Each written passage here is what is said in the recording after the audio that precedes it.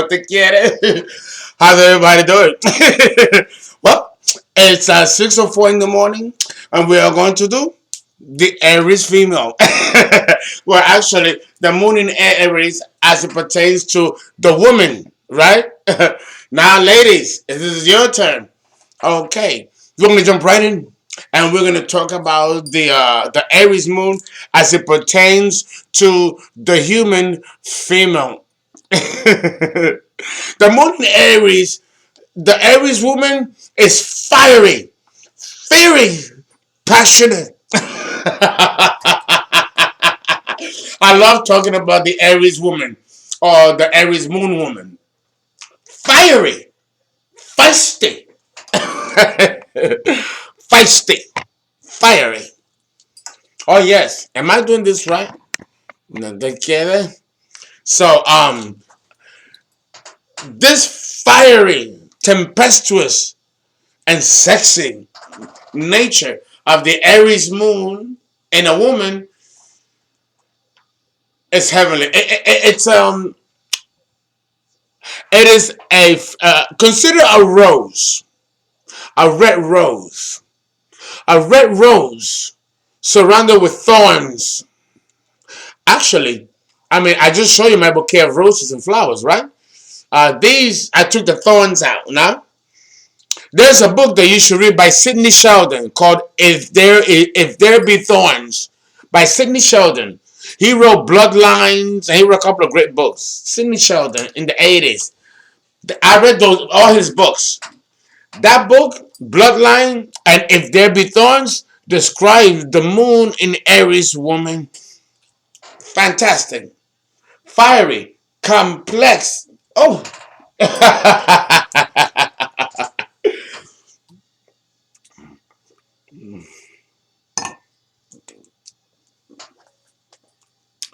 Understand. Understand. Hold on one second. Understand that the woman, the Aries moon woman is fiery, independent. She has an independent nature. Now, this independent nature can be very sexy. It can be very charming as long as you're getting what you want. Here lies the problem. That Aries moon woman doesn't always get what she wants. Because in our society, in our patriarchal society, a masculine energy which comes across as aggressive, self-assured, confident is something that we don't honor in our women in our Western cultural patriarchal society, especially in the East or in the Far East. Can you imagine a Muslim woman with an Aries moon that has to wear a protective veil to protect her face and her, because in the Islamic culture, depending on the sect, all of them are, a woman has to be covered completely. Can you imagine an Aries woman saying, "No, I don't want to wear this. I don't want to. I want to be an independent woman." Those Arab men will grab her and they'll kill her. Oh yes, that happens in the East, in the Middle East, and the Far East. My heart goes for these women, alpha women that can't be who they are because God forbid the men should be offended. And in Islam, the woman has to be completely subdued. But the same thing we see in Judaism. Can you imagine a Jewish woman, an Israelite woman who's an Aries moon? She still has to stand on top of the synagogue. She can't be down with the men. They still divided, you know? So my heart goes out for the woman with an Aries moon because it's totally masculine energy, even though the moon is feminine by tradition, a lunar. And Jehovah, which is the God of the Jewish village or the Jewish, people, as they say, because really Jehovah is everybody's God, just different names. Now, he's ruled by the moon. Remember, Jehovah is a lunar deity. The new year for the Jewish culture is not in January, like it is for us in the West, or as Gentiles. They follow a different lunar calendar. They don't follow the Caesarean or the Julius Caesarian calendar, or the Roman calendar. They follow the lunar calendar because Jehovah is a lunar deity. So it's very, very paradoxical that with this being said, that culture doesn't honor women, the Jewish women, the way they should. If anything, she should be more honored than the men. But these are oppressive cultures because of how they treat their women. Thank God we're here in the West figure no better. But at least we don't oppress our women in the West the way some of these countries and nations in the East and Far East and Middle East do.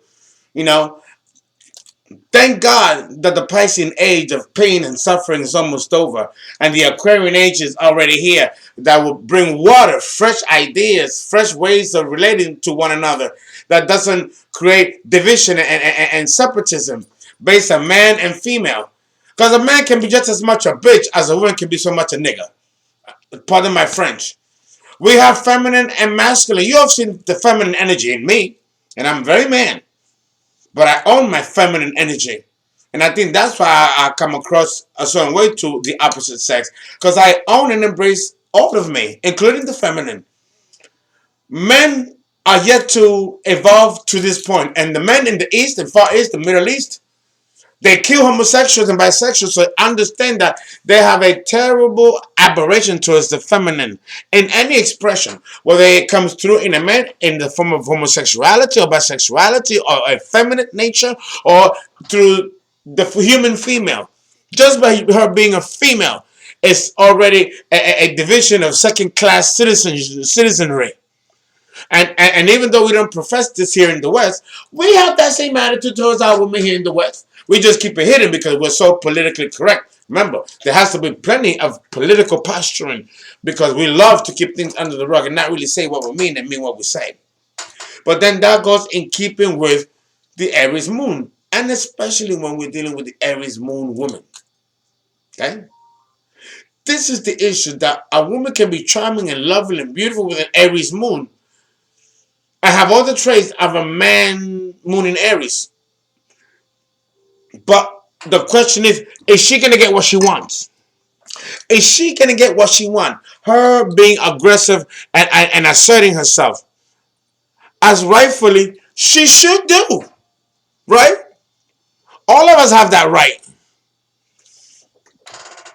But when we're living in a patriarchal society that doesn't allow women or don't respect women's right to assert themselves and stand in equal footing with the man in any way, we still have an issue with that, especially here in the West. We're going to focus on the West because we're living in the West and are under the Julius Caesarian, Roman, Homer, Hellenistic culture, because that is our inheritance as a Western society.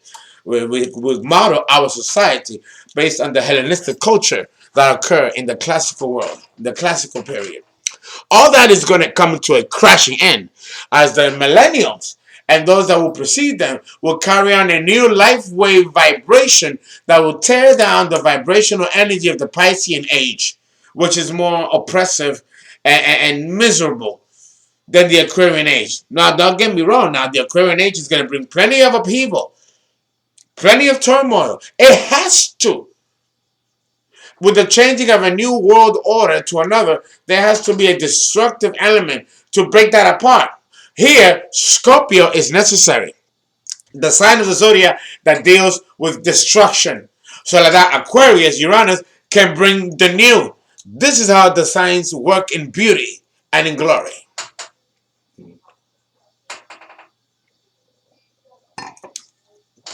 So now, because of this tendency of having to fight extra hard to be heard, to be taken seriously as a woman with an Aries moon, most women from the beginning don't get that kind of validation or respect, especially below age 30. The emotions are raw, fiery. But when she becomes older, her emotions are still, again, like the baby. It expresses itself differently in a woman than it does in a man. A man, you can see the baby all over him. and in his behavior and in his reaction. Remember, the moon is about reaction, the sun is about proaction. Let's not forget that. So, in a woman's chart, and a woman is seen as naturally a reactive creature. That is a form of stereotype because men can be very reactive. Men with an Aries moon, the baby, we can be very reactive. So it's not just a woman thing. This is another way that they can invalidate the value of the feminine.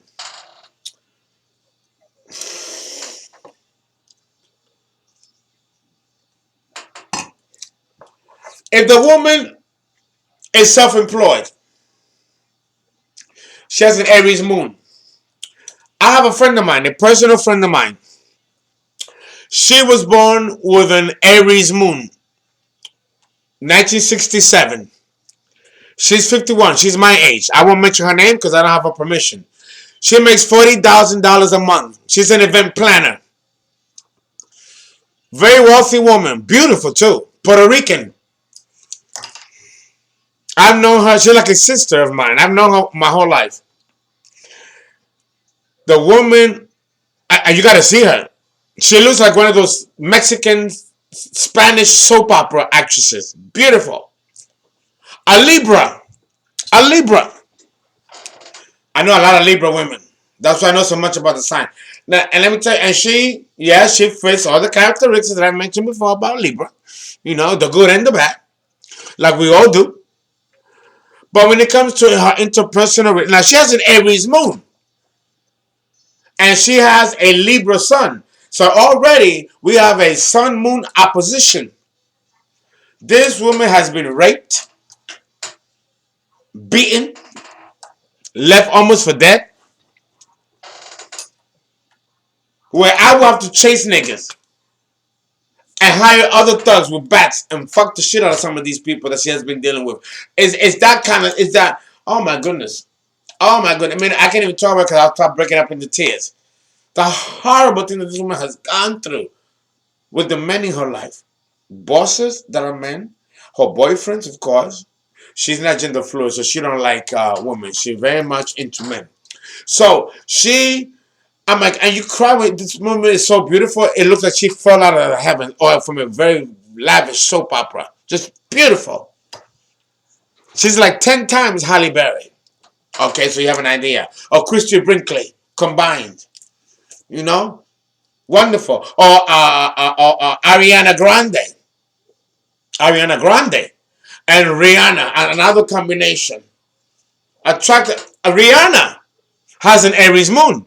Ariana Grande also has an Aries moon. And these women are difficult. Google Rihanna. Well, I have Rihanna in my birth chart, the people's astrologer. Okay?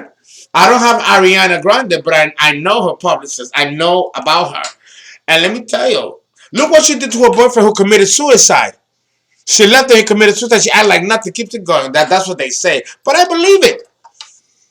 They can be ruthlessly emotionally selfish, both the man and the woman. But the woman, when she asserts herself with great authority and power and strength, as she should do, as she should do, as she should be, as a woman with an Aries moon, the liability, god damn it, is in her interpersonal relationships. Men just won't forgive her for having a dick, for being a man.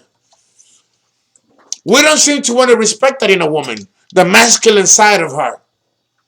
And in a man, if a man shows the feminine side of him, we don't respect that either. We call him a faggot or sissy or weak.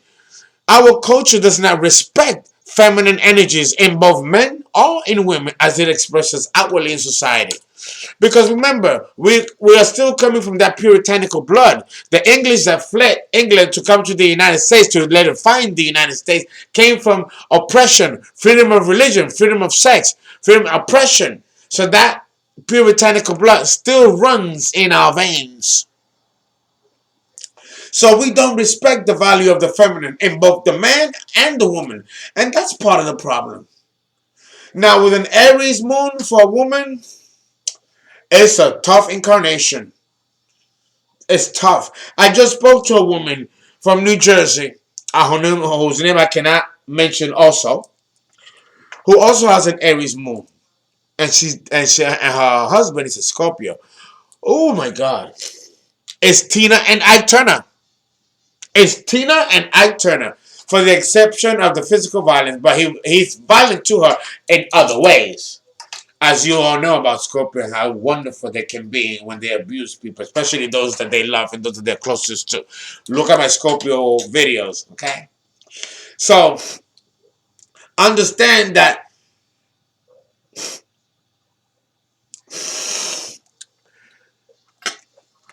we teach our women in our culture to be coy, to be tantalizing, to be feminine, and to use her feminine wiles to get what she wants. She uses a smile, she bats her eyes, she wears a mini skirt or high heel shoes or open toe shoes because there's some men that love, toes, and suck on toes. Women do all kinds of things to attract the attention of men. Um, Naturally, as women, of course. And it seems that when the woman steps out of this role and taps into her inner masculine, now the men are feel emasculated, castrated. Now we don't like her. Now we gotta destroy her. If we can't subdue her, we have to destroy her. It's fucked up, but that's how we operate in this culture of ours. That's supposedly supposed to be so great. Hellenistic, right? Because that's our legacy. It comes from the Hellenistic classical world. That's how we modeled our Western culture. Now I'm talking to you as an anthropologist. What good did it do us? Are we any better now than we were then? Maybe. But we still have a long way to go. Because we're not treating our women with the dignity and divinity that we should honor them. And if we continue not to treat women this way, we will never reach divinity. Because you cannot reach divinity without the woman. The woman and man must be together to go back to God. Because remember, God is a woman. And whoever tells you no, tell him to call me. I'm Aries Moon. Tell him to call me. God is a female, not a male. That's the biggest lie the church ever spoon fed us. Again, the church. So understand that in order for you to get what you want, you might have to really, really, really, really play the funk. Pretend. Hide your masculine fiery energy. Don't wear it like a badge. Because and I hate to give women this kind of advice, but if you want to be happy in a relationship with a man, men are babies. You don't have to be a moon Aries man or an Aries man to be a baby. Men are babies. Let's fucking face it. Men are babies. We come from a woman's vagina. They don't come out of us. We come out of them. We leave one pussy to go into another pussy. To be very blank. Okay? So we are dependent on a woman. When my parents passed away, my mother died in the car accident I mentioned like that. The women took over. They became my sisters, my lover, my mother. The women they just take over. So the man is like an eternal baby. Yeah, we give him all the rights, all the power, and all the authority over this planet and women because of the patriarchal age in which we're living in. But that's unfair for the man too. It sets him up. Why don't we just do it equally? Equally. And that is what the Aquarian age is heading to a bud. I would love to be alive to see that happen. Pray for me. I would love to still be alive to see that happen. I'll be like in my coffin like this with a smile. Maybe a little, what I'm saying? I did my job. I can leave lovely. And maybe I don't have to come back here. At least I'm going to come back to be a healer again. But understand that as a woman with an Aries moon, if you insist on doing what you want, whether it's right or wrong, because of this tendency, you resent anyone interfering with your actions. Let me tell you,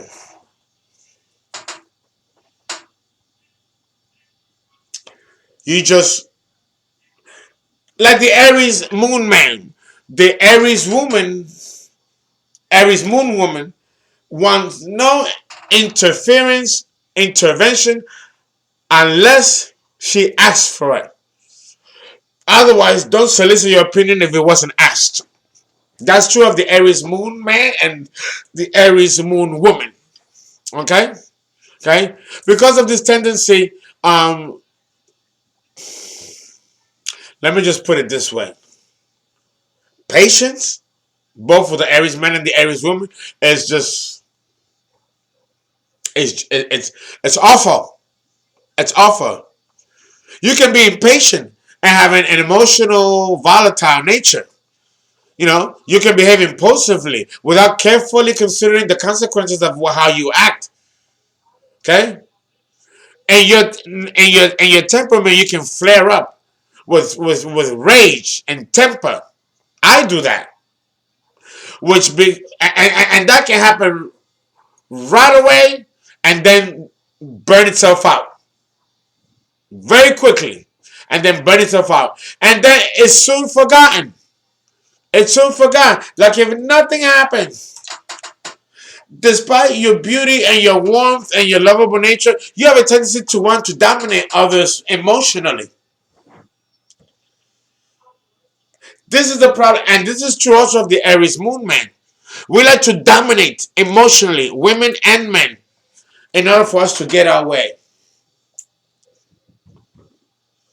If you find yourself in a situation where you're experiencing that from your partner, whether the moon is in Aries or not, whether you may know it or not, or whatever sign he is, it's up to you to stop him and do it aggressively if necessary. Trust me, you'll gain the respect of the Aries moon man and the Aries moon woman, because we respect strength. We despite any kind of weakness, including our own. Okay? So understand that this is one of the laws when it comes to the woman. Now let's jump in a little deeper. Let's jump into a little deeper. Deeper, deeper. That song in the 80s, well, you wasn't even born then if I'm talking to millennials. Okay. Excuse me. The moon in Aries as a woman is always competitive by nature. She's a man in the inside. She feels like a man in the inside. And she fights like one and thinks like one. She does not like anyone getting in her way or to stop her from her achievements. I'm that way too. Don't stop me from reaching my goals.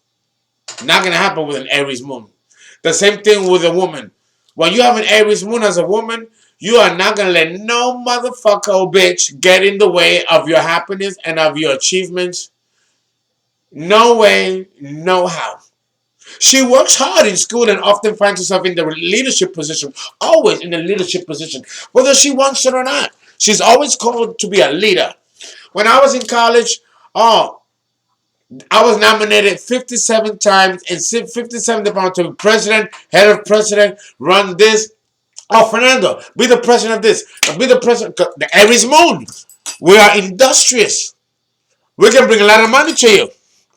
In an organization, we can. I run the organization that I run at the Garden, the Beth Midler Foundation, the New York Restoration Project.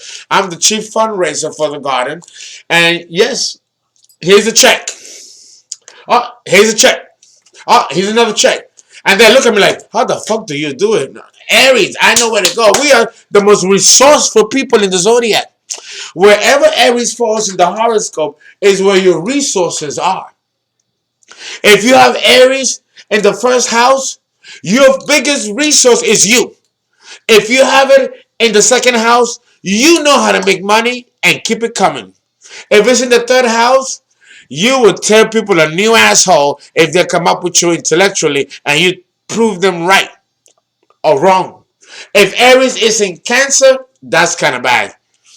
It's usually abuse. It's rough. But you can create a great enterprise and a great business The fourth house is Cancer, foundation. But will it last?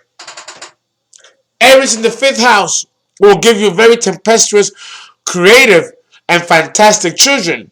But it can also make you a very hot and ardent lover. Because the fifth house rules lovemaking in the bedroom. If you have Aries in the seventh house, like I do, because I got Libra in my ascendant, then you're going to attract people, partners, because the seventh house rules people, partners, open enemies, relationship with the opposite sex, and fiduciary relationships in business. To have Aries in the seventh house as a woman is a hot mess. She's going to attract men that are going to try to dominate her, subdue her, and throw off her efforts. If it's a man, like I have Aries in the seventh house, I attract stubborn, hot-headed women. Women that I have to grab, they're like, woman, sit down, control yourself. You know, these emotional women, they go, slap you and go crazy and go emotional. And then tear your clothes off and fuck you. These are these types of women. They like their hairs pulled and slapped and fucked rough. You know, that energy. It's and also Scorpio has that energy as well. So the Aries moon woman is complex. She has complex emotional needs that have to be fulfilled in a way to the masculine. And it may also require that she be a bitch. Because women have to express the inner masculine somehow, just like men have to express the inner feminine somehow. You know? So understand that the Aries moon in a woman's chart is a double-edged sword. She gets better as she gets older. She becomes more evolved. The woman with an Aries moon gains happiness as she gets older. She's not going to find happiness below age 30. I'm sorry. I'm sorry. The Aries woman will mature and find happiness when she's older. And I'm talking in her late 40s, early 50s, older. Yeah. Of course, there are exceptions to the rule now. There are always exceptions to the rule. But for the most part, she will have to content herself to be fighting and constantly making adjustments. Moment to moment adjustments. That is the key phrase with the Aries moon in both the man and in the woman.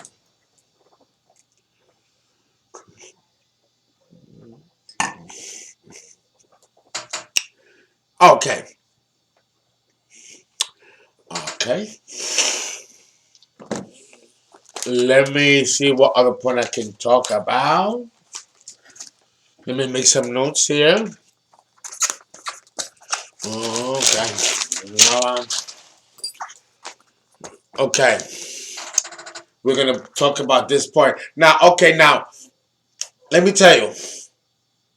She, in the earlier years of an Aries moon woman, her earlier years are often rosy. She's successful and having many friends, being popular. Oh, she's a rose bush. But as she gets older, thorns begin to grow. In every rose bush, thorns grow. But here's the thing. People don't know this, but the flower grows first. Then come the thorns. It doesn't. It's not the other way around. Depending on the species of roses, that we don't have many species on our planet of roses, which is why they're so exceptionally expensive. Roses are the planet's most unique flowers. Even though jasmine is the queen of all flowers on the planet, the rose is still quite a rare breed of a genus of in our plant kingdom. And the red rose with the thorns is the epitome of the as a metaphor of the Aries moon in a woman. She's beautiful, legendary, dreamy. But don't touch her. Don't get close. Or you get stuck by the thorns that surround that rose bush. Now, let's break down that metaphor. What does that mean? Why is the plant kingdom creating thorns around that rose? Remember, plants are living beings, just like animals, us, and the mineral kingdom, right? All the five kingdoms that coexist in this planet. The plant kingdom is very alive, very alive. So, how do we translate this? How do we do it? Oh, we are past 5 minutes. I will be doing part four of the Aries moon in a woman's chart. I went over 30 minutes.